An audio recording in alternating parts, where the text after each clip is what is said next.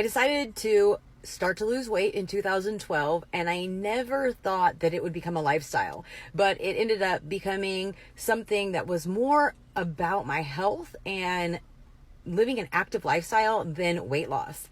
And I maintained a healthy and fit lifestyle for years. And then in 2016, I started to gain some weight, and I really didn't think much of it because the summer of 2016, we traveled a lot. We actually went for 12 days on a family vacation to Florida.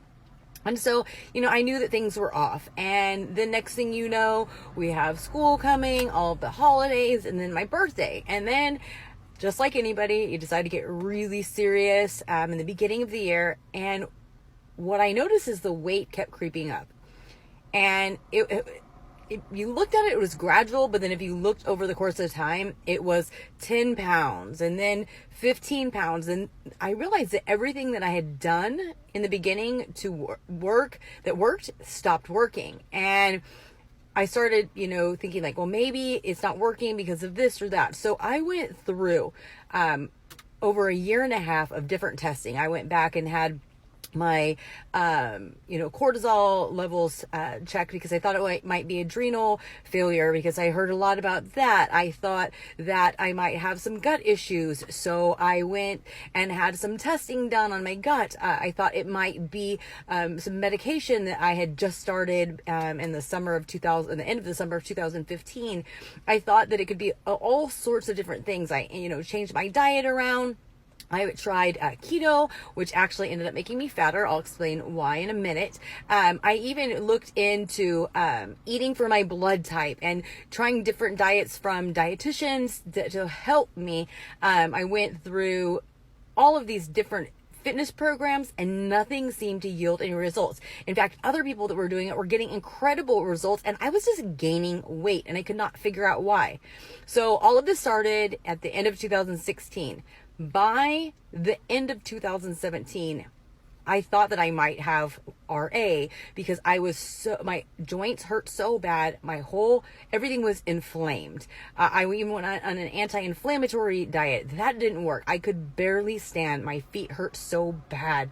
I just did not know what was going on.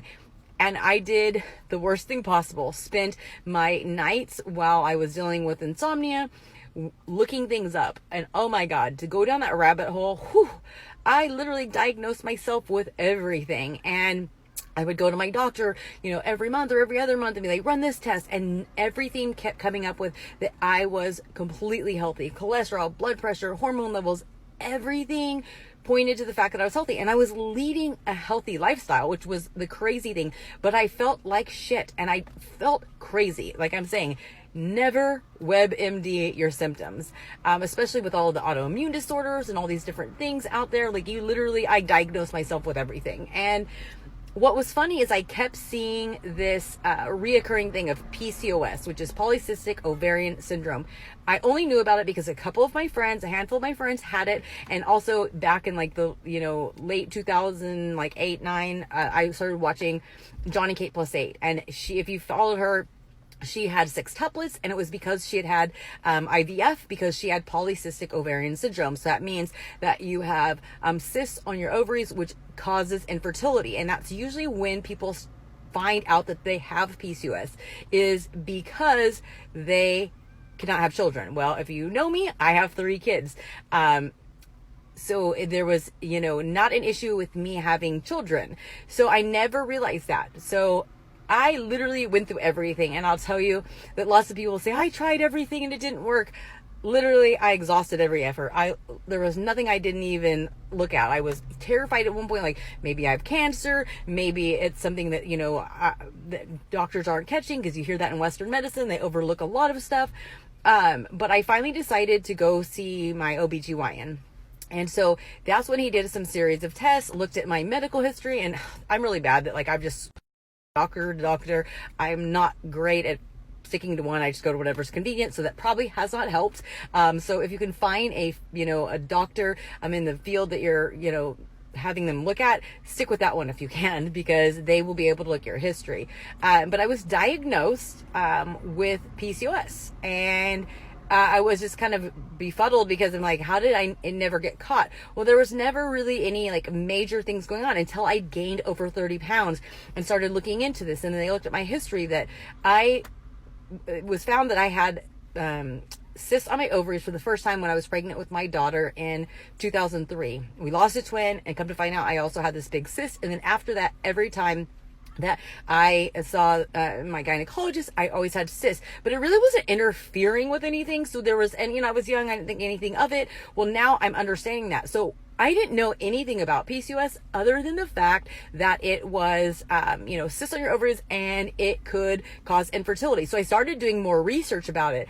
And I'll tell you that all of the symptoms that people have are different. Every case is different, and there is no cure for it unless you literally have your ovaries removed. But then if you're somebody my age, you really don't want to go through menopause, in your 30s if possible. So that's something you have to live with. You can manage the symptoms with diet, with lifestyle, but it had caused me to become insulin resistant as well. So once I did my research, I realized one of the symptoms is hair loss. And so I've been sharing, over the years about, all the symptoms, to cause awareness, because I know I was struggling and I felt crazy. And if I could help somebody else, by all means, let my story be the light for somebody else. But I have lost hair like nobody's business my whole entire life. I used to babysit for a family. The dad would be like, oh, I know when Mindy babysits because it looks like a horse ran through my house, because I have long, dark, thick, coarse hair. And for whatever reason, I lose a wicked amount of hair on a daily basis. Like literally you could collect it for a couple months and create a wig for somebody. But it keeps growing back. Like for whatever reason, I should be bald. If you saw the amount of hair that I lose, I should be bald.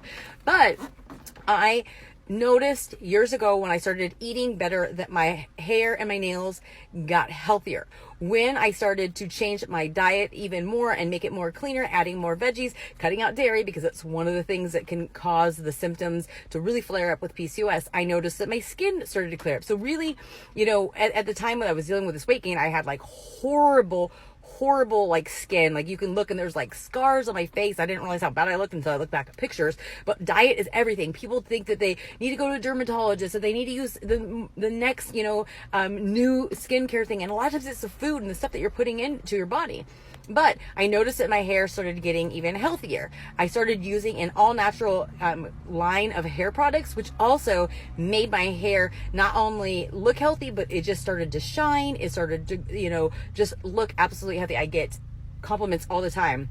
Well, recently I started adding collagen to my daily, regimen. I add it to my coffee, and it's this little tiny scoop. It's very concentrated, and it actually helps your body start creating more collagen, which is great when you're somebody my age. It starts to, your collagen, the production starts to decrease. It's like everything.